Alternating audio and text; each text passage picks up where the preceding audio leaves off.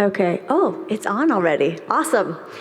So I am super Gen X. What am I? Gen X. I'm super Gen X. So I went with note cards, which I need 2 hands for. So thank you for the clicker. Awesome. So I couldn't hold a microphone, so I'm stuck behind the podium, and it's just going to be like, woo, oh, yep. Just kidding. These are really my note cards. So many more, but I'm going to be fast. I have loved hearing people's stories. I wish I could hear all of your stories. That was such a beautiful part of my research, was getting to hear people's stories. And I find that when we get to hear each other's stories, we get vicarious experience and broader perspectives. And when we really hear other people's stories, it can change us, which is beautiful. So I'm excited to share from a whole array of stories. Maybe even some stories from people in the audience who got to be part of this research, or who are on Facebook, or who were on that Listen, Learn, and Love podcast. But I'm going to start with the story that I know best, which is mine. So I was born in a faithful LDS family, like maybe many of you. My husband was too. We met at BYU, got married in the temple, started having kids really quickly, did all the things. We had this list of, what we needed to do as faithful LDS people.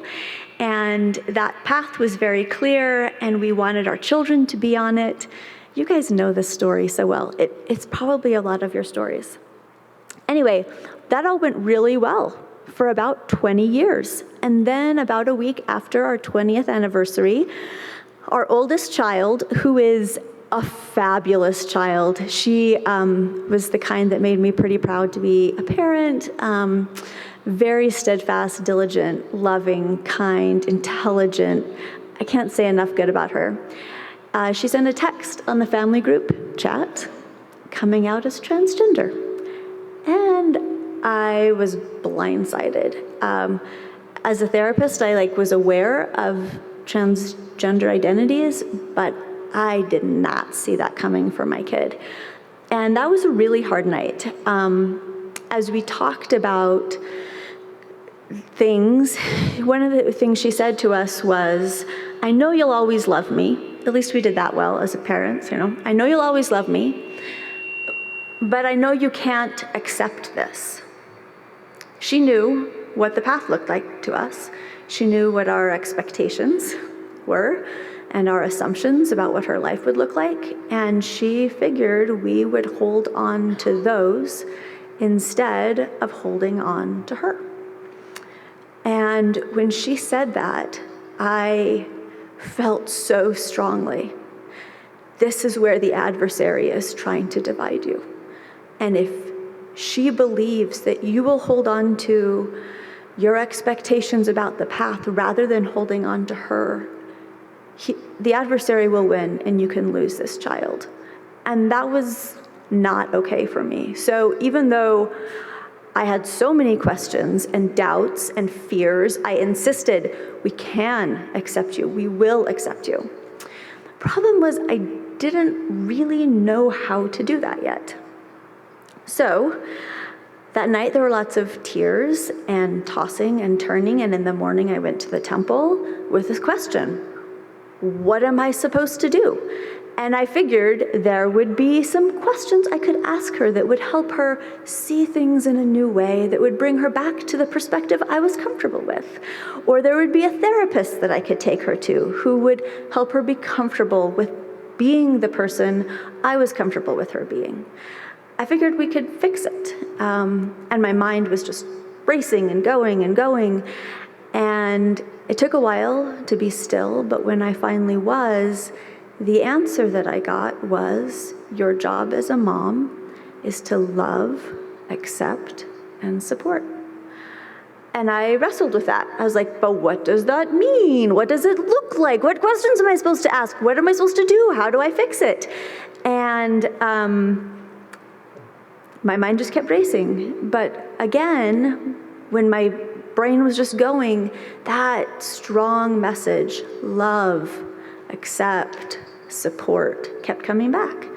And it took a long time, hours there in the temple, but I finally understood that what God was telling me was it wasn't for my daughter anything that I needed to do.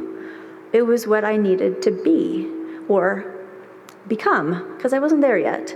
I needed to become a place of love and acceptance and support. That was hard. I still had a lot of questions, so I started researching and reading and made a big list of resources that I shared with my husband, and I also felt really overwhelmed and alone, so I joined parent groups like this one. And I knew what God wanted me to be, but there was just still a lot of turmoil, a lot of grief. I really missed the child that I thought I had had. And I missed the expectations that I had for the amazing life I had kind of planned out in my mind for her. So I found a spot in the back of my closet where I could cry regularly without being heard, and went on. Early 2020, a new handbook policy came out for the church that said transgender people do not get to go to the temple if they are transitioning, which my daughter was doing.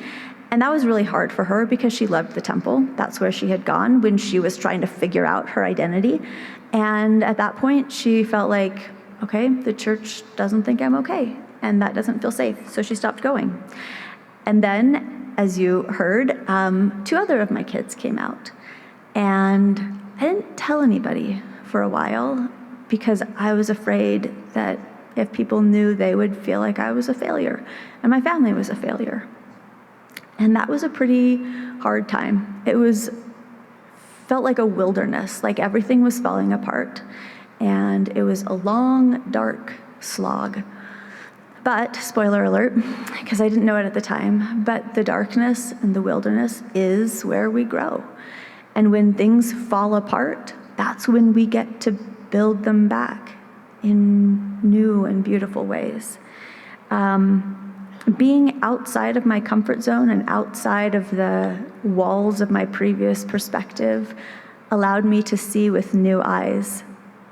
So I was also in a PhD program at that time, and so I got to join a research program that was put on by Dr. Quinton Hunt, researching LDS trans folks and their families, and I immersed myself in parent stories because I wanted to figure this whole thing out.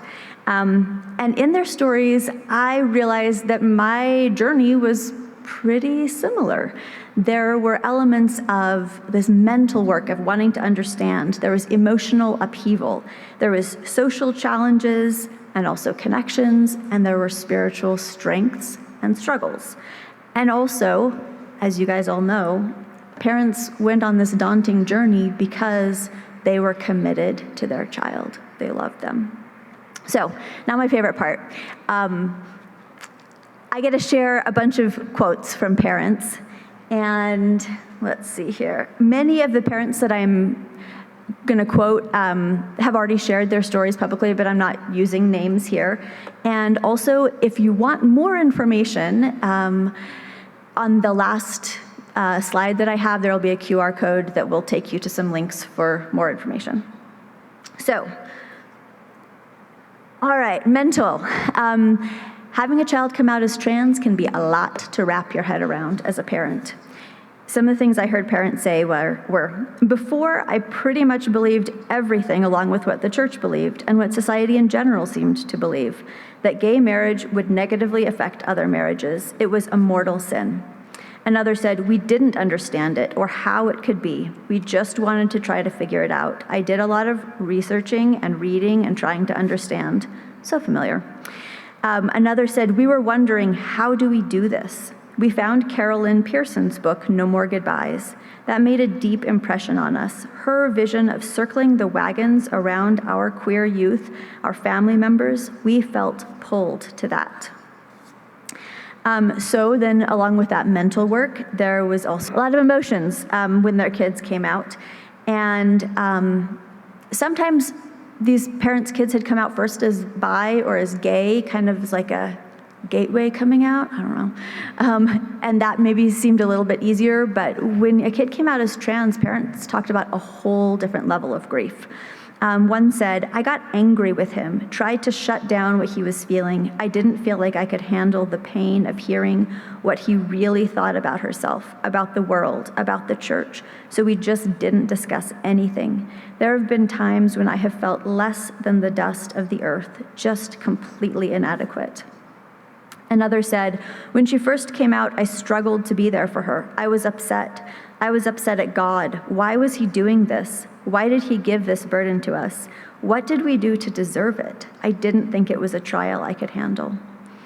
Another said, my child is still here, but looks so different and sounds so different. It is a grief that keeps on coming. You've got to deal with the death of some dreams. There's never going to be this and this and this that had been the markers of a Mormon life. So getting through those turbulent emotions took time for parents, but some of them did come to a place of gratitude and peace. Actually, we're still on emotion, sorry. One said, it just took some adjustment and some time to be comfortable, and then be confident, and then joyful, and then he's just our son. So, preview, social.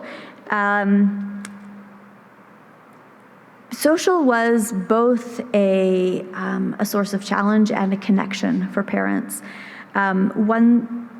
This was just such a poignant quote, and it just really stuck with me. A mom said, I feel like we are a family in the foyer now. We don't fit in. We're just kind of on the outside looking in. Another said, after our child was out for a while, we found it very, very hard to socialize. I lost a lot of friends. How do you go to a ward party and talk to people when you have this thing weighing so heavily on you? Another said, as you go through this process, one of the biggest things that helped me was to find people that had experienced similar things and draw from their strength. We reached out to people. Finding a community was paramount to their healing. I hope this is good for you guys too. And I wish my eyesight was good enough to tell what the number was on. But anyway, okay. So the next area was spiritual. With LDS parents, as you might imagine, spirituality was a really important piece. And it was a strength to them. It was also a source of a lot of struggle, kind of core to some of their struggle. One mom shared, so they talked about, a lot of parents talked about personal revelation, they talked about relying on God, and they talked about getting to the roots of their religion. A mom said, I prayed and decided to accept my child exactly as he was with zero qualifiers and went to the temple with my answer in mind. Walking into the temple, my fears melted away. My anxiety and doubts shed off me like an old, tattered blanket. My soul was instantly lighter. Another said, the gospel is of love. Jesus' prime core message is of loving all and reaching out to those who are marginalized in society. I'm just going to go through these really quickly because we're short on time, but the struggle part for parents was reconciling their role as an active member of the church with their role in really loving and accepting their child. They talked about how there's a cognitive dissonance. One said, there's cognitive dissonance, that's the only way I can explain it, between what I know and believe as a faithful active member and what I know and believe based on the relationship and love I have for my child. Another said, the message we receive in the church is that Satan is deceiving our LGBT brothers and sisters. But Satan is succeeding not because individuals have been deceived and are now gay or trans. He is succeeding because he is keeping us from coming together as the body of Christ and loving with pure Christ-like love. That core piece for parents of needing to figure out the spirituality and that wrestle was really important, and I wish I could give you more information about it. That could be a whole other presentation. But after hearing all these different components of parents' stories, I wanted to know what the path, but most parents did not tell their story with a plot line, and so it really took some digging in to understand the path. But as I did that, it kind of became more clear, and it wasn't exactly linear because people are complex and different contexts we feel different ways, and different days we feel different ways, but in general, it kind of started pretty easy, with a lot of parents before their kids came out knew how they were seeing things. It was very clear and straightforward, maybe even black and white, and the path that they knew that they wanted their kids on was like a highway to heaven, I guess. I don't know. Anyway, so when their child came out, though, yeah, it wasn't so straightforward. It was bumpy and messy and uncomfortable. And a lot of parents were like, no thanks, I'd like to go right back to the other one, please. But because they loved their kid, they continued to go forward. And some parents, if they had already seen their kid hurting a lot, or if they already had experience, started here. But if they continued on the road, such good things happened, then instead of this bumpy, it was a whole wilderness. I don't know if you guys can see this. This is boulders in a forest. It was like boulders. Everything came apart. It was a wilderness of grief and fear of needing new mental models about beliefs, like losing some beliefs about their child, about even the idea of gender, what did that mean, about their religion. It was slow going, and that deconstruction time, though, that wilderness, was also when parents started incorporating these new, beautiful pieces, which was like, I don't know if you can see it, but it's this cute little rainbow path, looks like in somebody's yard. So things started to come together again, but with more nuance and more complexity. And the distress decreased to some degree, but there were still times parents weren't sure, they understood everything. And then this lovely rainbow road. The conclusion of the journey was when things tended to come back together and parents were secure in what they believed and in their relationship with their child and their faith. And there was more complexity, there was more appreciation of diversity, and a whole new level of love. Parents who reached this final stage reflected on their journey, and here are some of the things I heard. It is hard, and I wouldn't wish it on myself or anybody, but I wouldn't have it any other way either. Having a trans child in our lives, the world has more color than it ever has before. Our faith is more nuanced. I'm not being as black and white as I used to be.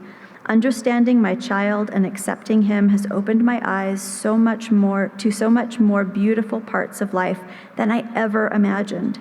Our journey has been one of the greatest blessings because I've learned how to really love. Another said, I know God made my child this way for a reason. I believe part of that reason was to teach us to love like God does. I have learned and grown so much on this journey. Another said, I have come to see God as expressed deep in the eyes of the least of these. I think that's where God actually resides. And this whole journey was sacred. So, our heavenly parents give us journeys, and they give us journeys to refine us and to broaden our perspective and to teach us to see and to love more like they do, and to teach us to become more like them. I hope being here and hearing all the stories at the conference can strengthen you on your journey. And if you have the strength, I hope that you will tell your story too. Your story is sacred, and you all are part of a mighty work of love and transformation, and you have an important part to play. I'm so glad you're here. Thank you.